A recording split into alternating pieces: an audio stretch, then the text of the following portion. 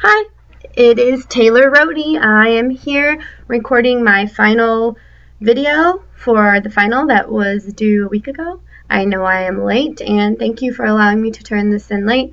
It has been a crazy time recently. So here it is. It is completed, and I'm going to record my video now. So to begin with, I chose the training on how to conduct performance reviews. This is a great need for us at my company because we have had a lot of change in the past 2 years. The review system that we've been using for the past 2 years is outdated, and it just hasn't been effective in tracking goals for employees. They tended to last about 5 to 10 minutes. They felt rushed.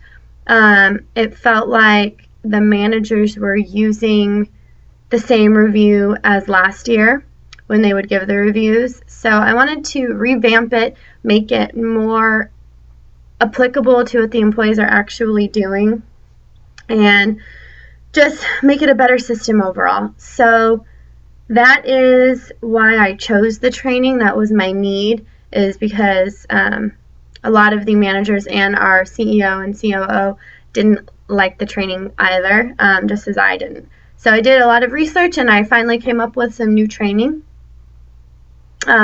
using a resource from MIT, which, as we all know, they are very smart there. So that is why I picked that training.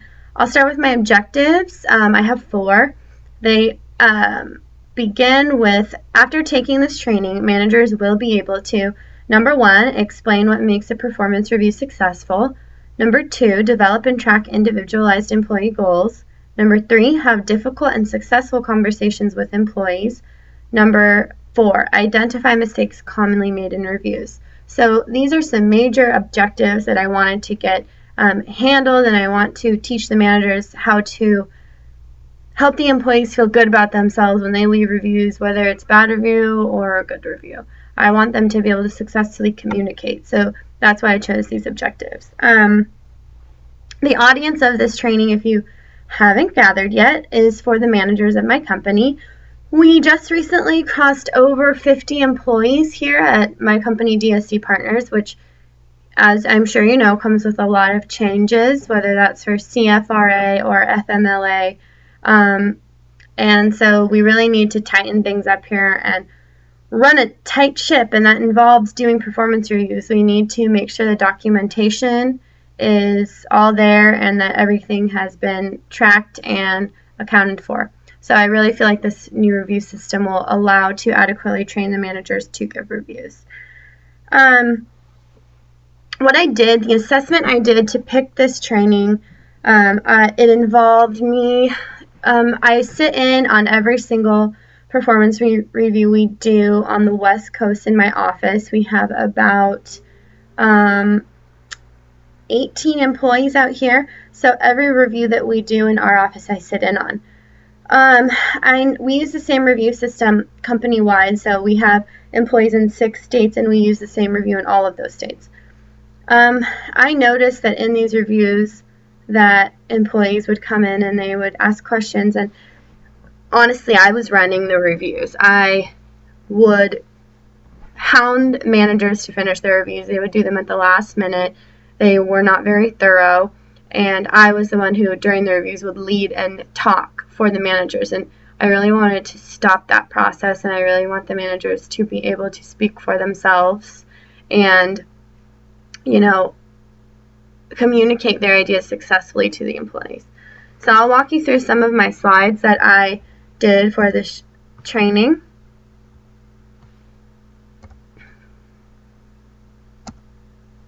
Oh, another reason for why the training is needed is because clear and open reviews equal happy employees.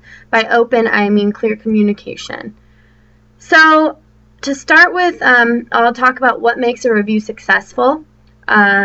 Keeping it conversational is really important. I know most employees are really nervous going into reviews, and it's really important to talk to the person like they're an actual person during reviews. A good tip is asking employees what they're most proud of from the year. Another good tip is to keep it casual.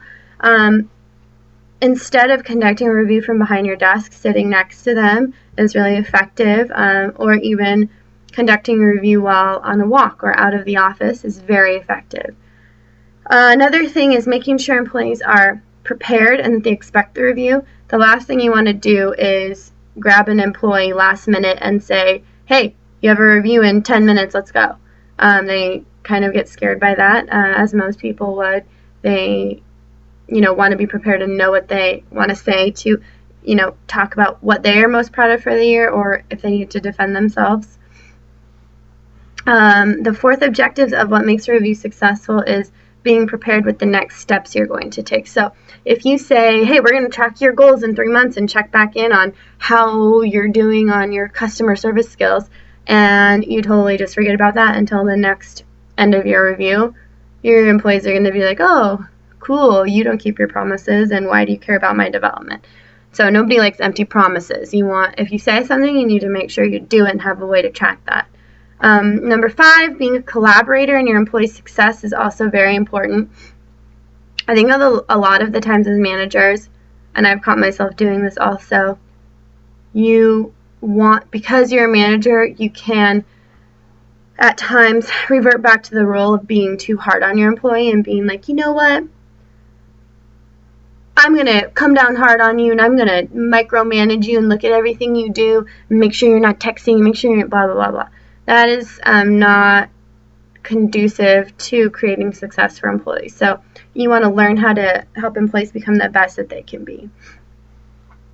I'm going to skip the next few objectives so I can get into a few more important areas before my video is over. Just to go over some of the benefits of successful reviews. Well, to the organization, successful reviews facilitate the achievement of organizational goals and strategies, which basically means if you have a big goal for your company to hit a certain, revenue mark, and you lead good, successful reviews, your employees will feel energized and they will really want to hit those marks. So that's a great point. Contributing to improved staff morale, that plays off what I just said. Facilitating continuous performance improvement, organization development, and culture change. Those are kind of buzzwords for proving that as a manager, you really care about watching your employees grow and you care about developing them. Assisting in establishing a performance culture of quality, efficiency, and achievement. That basically means you want to watch your employees grow and achieve more, and you're showing that as a manager that's really important for you to have a culture like that. Some benefits of successful reviews to employees include it's an opportunity to discuss their job competencies or lack thereof, leading to targeted training and development. It helps them to realize their full potential, provides them a forum to share new ideas and to air their views. It can reduce anxiety, stress, or conflict with line managers.